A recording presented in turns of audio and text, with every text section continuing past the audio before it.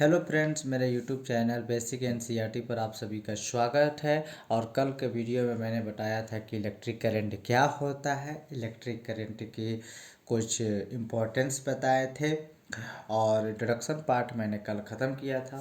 और आज बताएंगे कि इलेक्ट्रिक चार्ज कितने प्रकार के होते हैं, मतलब टाइप्स ऑफ चार्ज कितने प्रकार के होते हैं, उसके बारे में हम आज बात करेंगे और आगे चलते हैं।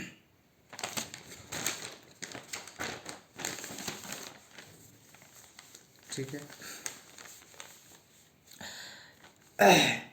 तो हम स्टार्ट करते हैं फिर से। देखिए, कहने के मतलब है कि कल हमने बताया था कि एक कलम ले लीजिए और इस कलम को यहाँ रख दीजिए, ठीक है, और एक कागज़ का टुकड़ा रख दीजिए। तो कह रहा है क्या इसमें कोई इफेक्ट दिख रहा है? नहीं, तो आप कहोगे कि इसमें इफेक्ट नहीं दिख रहा है, ठीक है। आप उसके बाद क्या करेंगे कि इस कलम को अपने सूखे बालों पर रब्ड करेंगे।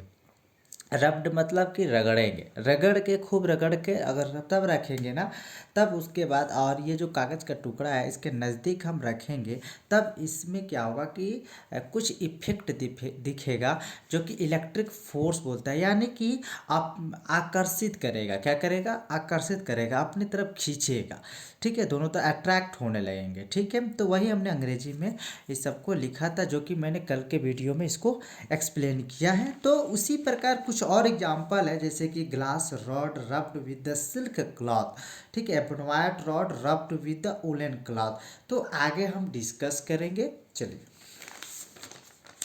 देखिए, कहता है कि टाइप्स ऑफ इलेक्ट्रिक चार्ज। आज की वीडियो में बात करेंगे कि विद्युत आवेश कितने प्रकार के होते हैं, ठीक है। तो विद्युत आवेश जो है वो दो प्रकार के होते हैं, एक होते हैं पॉजिटिव चार्ज, दूसरा होता है निगेटिव चार्ज।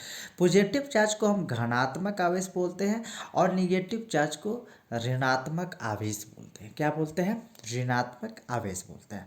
पॉजिटिव चार्ज क्या होता है? Bye convention the charge acquired bye a glass rod rubbed with silk cloth is called positive charge. कहता है कि परंपरा के अनुसार कांच की छड़ की रेशमी कपड़े से रगड़ने पर प्राप्त आवेश को घनात्मक आवेश कहते हैं। क्या कहते हैं? घनात्मक आवेश कहते हैं, ठीक है।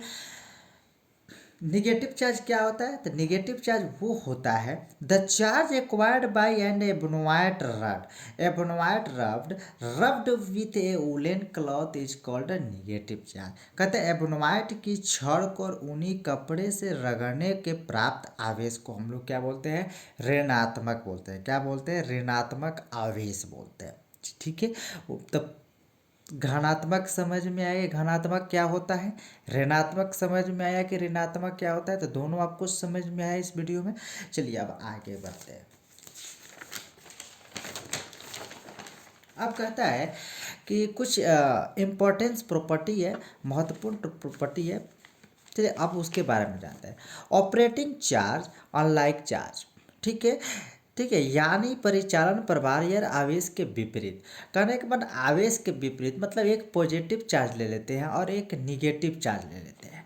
यानी पॉजिटिव चार्ज को हम प्लस से डिनोटेट करते हैं और निगेटिव चार्ज को माइनस से डिनोटेट करते हैं। जब एक दूसरे को एक आपस में लगे लाएंगे ना, नियर लाएंगे, नज़दीक लाएंगे, तो ये दोनों आपस में अट्रैक्ट होने लगेगा। क्या होने लगेगा? अट्रैक्ट होने लगेगा, ठीक है।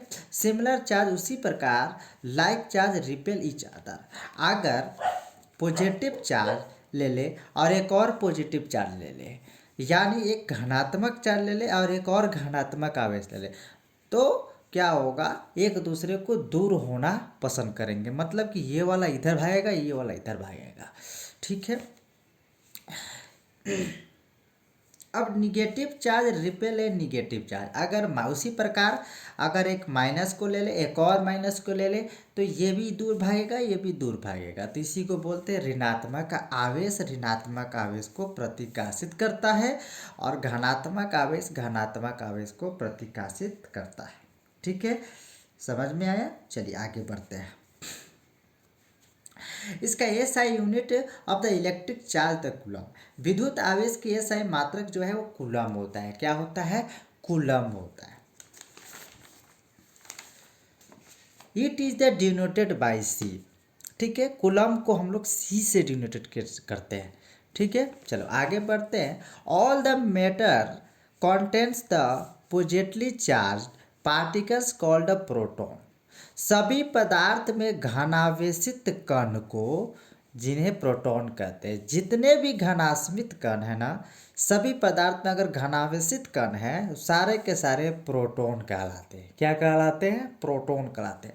एक प्रोटॉन बराबर होता है 1.6 इंटू 10⁻⁻⁻ कूलम्ब होते हैं।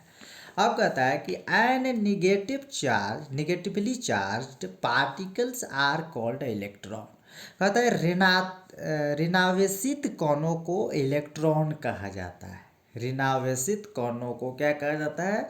इलेक्ट्रॉन कहा जाता है। और एक इलेक्ट्रॉन बराबर होता है 1.6 इंटू 10⁻⁻19 कूलम्ब। यानी प्रोटॉन का मान और इलेक्ट्रॉन का मान बराबर होता है।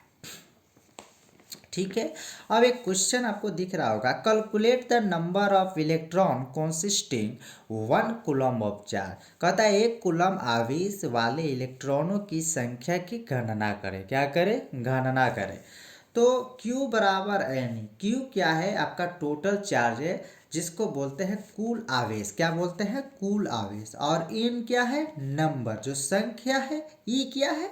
इलेक्ट्रॉन है।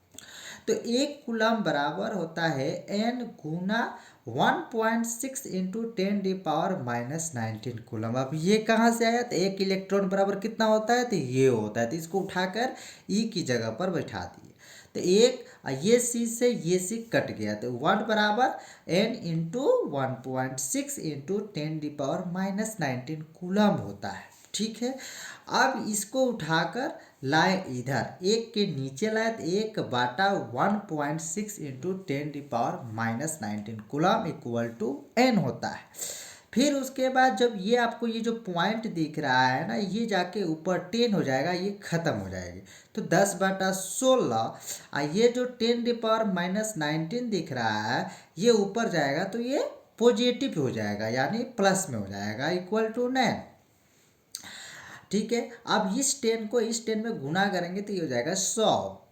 ठीक है, जब 100 हो जाएगा तो 100 गुना, अब एक ये 19 जो है ये वो घट जाएगा, तो ये 18 हो जाएगा।